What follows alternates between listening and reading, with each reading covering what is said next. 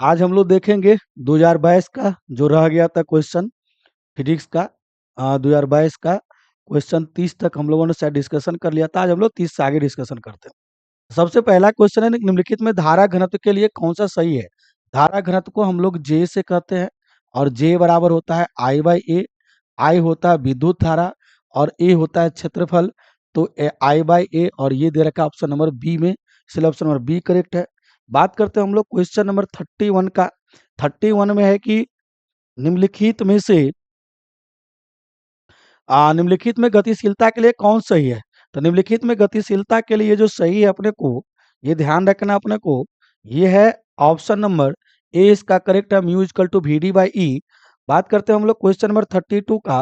निम्नलिखित में कौन सही है, 1 वाट इजकल टू, यहाँ पर जो लिखा हुआ अपने को ध्यान रखिएगा, ये 1 वाट इजकल टू लिखा हुआ है 1 W equal to 1 joule second inverse. तो ये ऑप्शन सही है और ऑप्शन नंबर ए में यही लिखा हुआ है, तो ऑप्शन नंबर ए करेक्ट हो गया। बात करते हैं हम लोग क्वेश्चन नंबर 33 का। करा नीला रंग के लिए कार्बन प्रतिरोध का कलर कोड होता है 6 होता है, ऑप्शन नंबर डी करेक्ट हो गया। बात करते हैं हम लोग क्वेश्चन नंबर 34 का। करा एम्पियर इंटू घंटा मात्रक होता है। एम्पियर ध्यान से सुनिएगा, जो एम्पियर होता है, करा कि एम्पियर इंटू घंटा, तो आई बराबर हम लोग पढ़े हैं कि क्यू बाई टी, आवेश बटा समय होता है। यहाँ से मल्टीप्लाई करेंगे तो क्यू बराबर मिलेगा आई इंटू टी। आई का होता है एम्पेयर और समय मतलब घंटा में भी हो सकता है, तो ये एम्पियर इंटू घंटा किसका मिला, क्यू का। क्यू मतलब आवेश का, इसलिए ऑप्शन नंबर बी करेक्ट हो जाएगा। बात करते हैं हम लोग क्वेश्चन नंबर 35 में, कह रहा है कि निम्नलिखित में लॉरेंज बल के लिए कौन सही है। तो ध्यान रखिएगा, लॉरेंज बल जो होता है, बात करते हैं हम लोग लॉरेंज बल का, तो वो होता है F equal to F electric plus F magnetic. F electric होता है क्यू इंटू ई और एफ मैग्नेटिक होता है क्यू इंटू भी क्रॉस बी।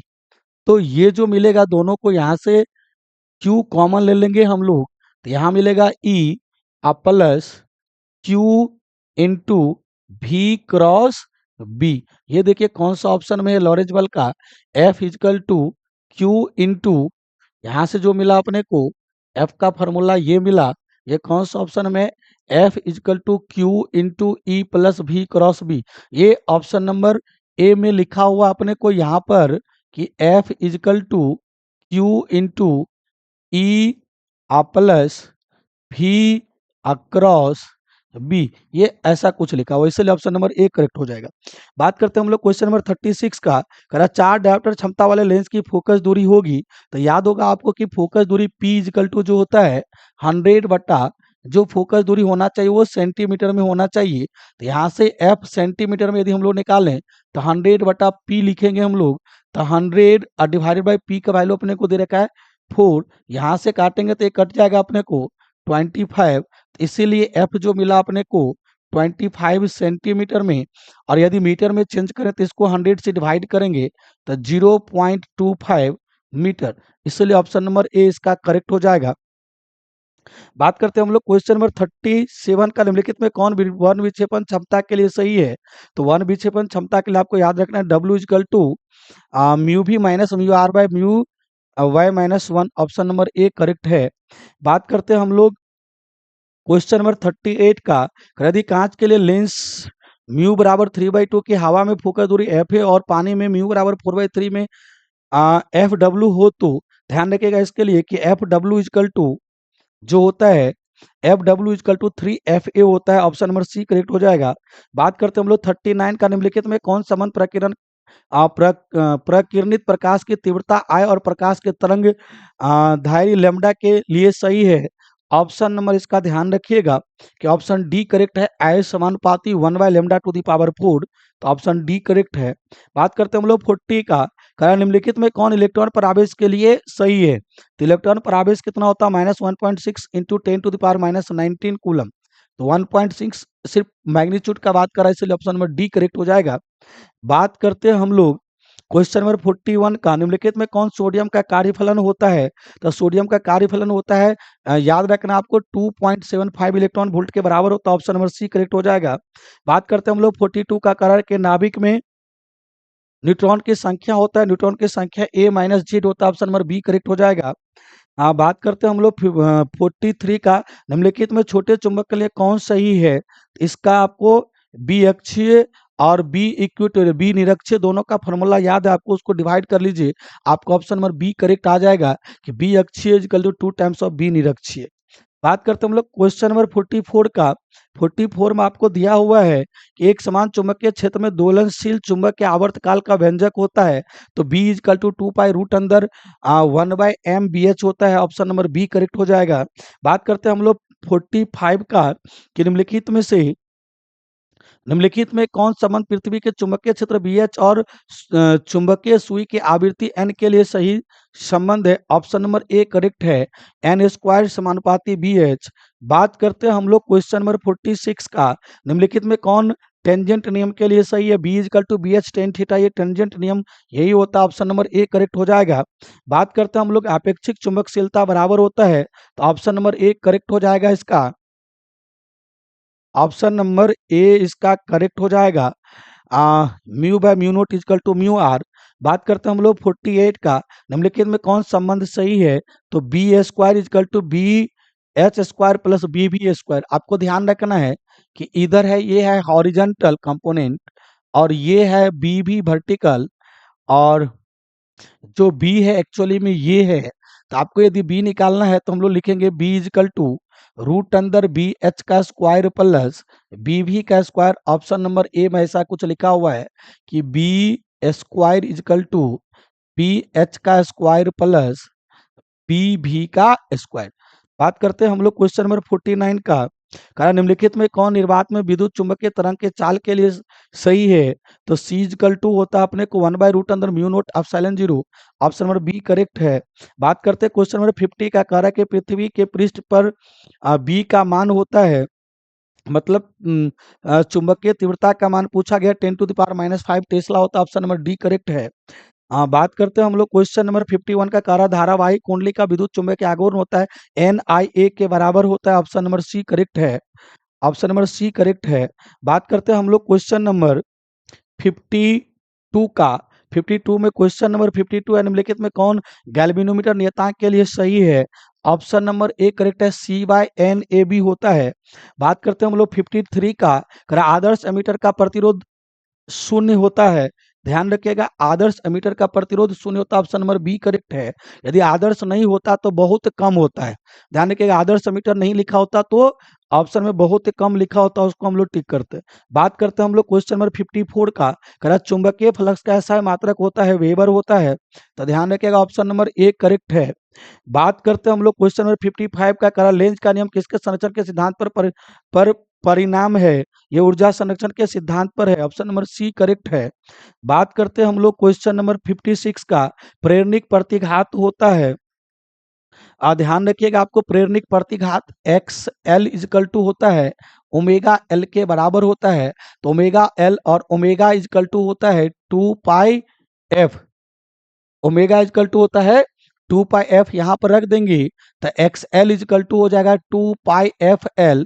तो ऑप्शन देखिए किसमें 2πfl, 2πfl option number A correct है।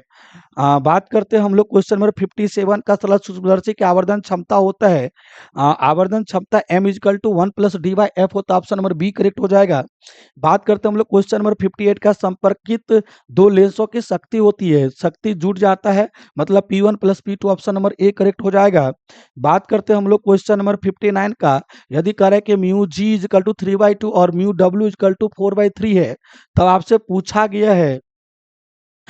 पूछा गया है कि म्यू डब्ल्यू जी, इसका फॉर्मूला होता है mu G by mu W. तो यहाँ से आपको ध्यान देना है कि म्यू जी का वैल्यू दे रखा है 3/2 और म्यू डब्ल्यू का वैल्यू दे रखा है आपको 4/3। यहाँ से हम लोग यदि सोल्व करें तो ये मिल जाएगा 3 × 3/4 × 2। इसको सोल्व करें तो मिलेगा 9/8। तो 9/8 किस ऑप्शन में? ऑप्शन नंबर सी में है, ऑप्शन नंबर सी करेक्ट हो जाएगा। करेक्ट क्वेश्चन नंबर 60 में कांच के लिए क्रांति कोण का मान होता है, ये लगभग होता है 42 डिग्री, तो इसलिए आपको ऑप्शन नंबर डी इसका करेक्ट है। बात करते हैं हम लोग विद्युत चुंबकीय तरंग की प्रवृत्ति होती है, अनुप्रस्थ होती है, ऑप्शन नंबर ए इसका करेक्ट है। बात करते हैं हम लोग क्वेश्चन नंबर 62 का कह रहा है कि आ, त्रिपार्श्व के पदार्थ का अपवर्तनांक होता है। ये आपको ध्यान रखना है कि म्यू इजकल टू होता है आपको sine A plus delta M by two divide by sine A by two. ध्यान रखना है कि ऑप्शन नंबर सी इसका करेक्ट हो जाएगा। प्रिज्म के मटेरियल का रिफ्लेक्टिव इंडेक्स पूछा था अपने से, तो हो गया ऑप्शन नंबर सी करेक्ट हो गया। 63 का बात करें प्रकाशीय पथ पथ के बराबर होता है, तो ये आपको ध्यान रखना है कि अपवर्तनांक गुना पथ की लंबाई को हम लोग कहते हैं प्रकाशीय पथ। ऑप्शन नंबर ए करेक्ट हो गया। बात करते हैं हम लोग क्वेश्चन नंबर 64 का, करा निर्वात का पराविद्युतांक होता है, तो निर्वात का पराविद्युतांक याद होगा mu equal to sorry epsilon zero का वैल्यू हम लोग पढ़े हैं 8.85 गुना 10 टू द पावर माइनस 12, तो 8.85 into 10 to the power minus 12 F by M. Option number A correct हो जाएगा। बात करते हैं हम लोग वैद्युत द्विध्रुव का ऐसा मात्रक, वैद्युत द्विध्रुव का ऐसा मात्रक अपने से पूछा गया है, तो वैद्युत द्विध्रुव का ऐसा मात्रक आपको याद होगा, ये द्विध्रुव आघूर्ण लिखा होना चाहिए एक्चुअली में। तो P इजकल टू होता है 2a इंटू क्यू, याद होगा 2a क्या है डिस्टेंस, तो इसका मात्रक मीटर, ये क्या है आवेश, इसका मात्रक कूलम, mc या cm, तो cm यहाँ लिखा ऑप्शन नंबर बी करेक्ट हो जाएगा। बात करते हैं 66 का, कूलम नियम का सदिश रूप होता है, तो याद होगा कूलम नियम का सदिश रूप होता है F इजकल टू के Q1 Q2 by are square, ये परिमाण होता है। और यदि हम लोग यहाँ पर आर सदिश लगा दें तो नीचे आर से डिवाइड होता है, तो ये मिलता है, और इसी को लिखते हैं हम लोग आर कैप, आर कैप भी लिखते हैं, तो यहाँ से मिल जाएगा के Q1 Q2 by R to the power 3 into R सदिश, या सिंपली लिख सकते हैं के Q1 Q2 by are square, और इसके जगह पे हम लोग सिंपली आर कैप लिख सकते हैं। तो ये कौन सा ऑप्शन में अपने को सही है हम लोग देख लेते हैं। तो एफ इजकल टू 1/4 पाई, के का वैल्यू कितना होता है 1/4 पाई, तो 1/4 पाई एप्सिलॉन जीरो, के का value 1/4 pi epsilon zero, Q1 Q2 by R Q into R vector. तो ये कहाँ है 1/4 pi epsilon zero Q1 Q2 by R Q into R vector. Option number A correct हो जाएगा। ऑप्शन नंबर ए करेक्ट हो गया। बात करते हैं हम लोग 67 का, करा किसी चालक की धारिता होती है, तो आप पढ़ रहे हैं कि Q इजकल टू होता है C इंटू भी, तो C इजकल टू मिलता है Q इंटू भी सॉरी Q बाई भी, और C जो होता है यही होता है धारिता, तो आवेश बटा विभव विभवांतर, तो C equal to Q by V. Option number D में करेक्ट डी है, ऑप्शन नंबर डी करेक्ट हो गया। बात करते हैं 68 का, करा आवेशित चालक की ऊर्जा होती है हाफ CV स्क्वायर के बराबर होता है, E equal to half CV square. Option number B correct है। बात करते हैं हम लोग 69 का, 69 करा यदि समान धारिता C1 के n संधारित्र समांतर क्रम में जोड़े जाते हैं तो समतुल्य कहाँ जोड़ा गया था समांतर क्रम में, तो याद होगा 1/C इक्विवेलेंट, मतलब C समतुल्य is equal to 1/C1 plus n है, तो 1/C1 प्लस कहाँ तक जाएगा n बार। तो आपको ध्यान रखना है, यदि मैं इसको और सोल्व करूं तो 1/C equivalent equal to n बार है, तो n से मल्टीप्लाई हो जाएगा, तो n/C1। अब यहां से पलटी मार देंगे तो C1 कितना हो जाएगा n हो जाएगा। तो अब देखिए C1/n ऑप्शन नंबर बी में करेक्ट है।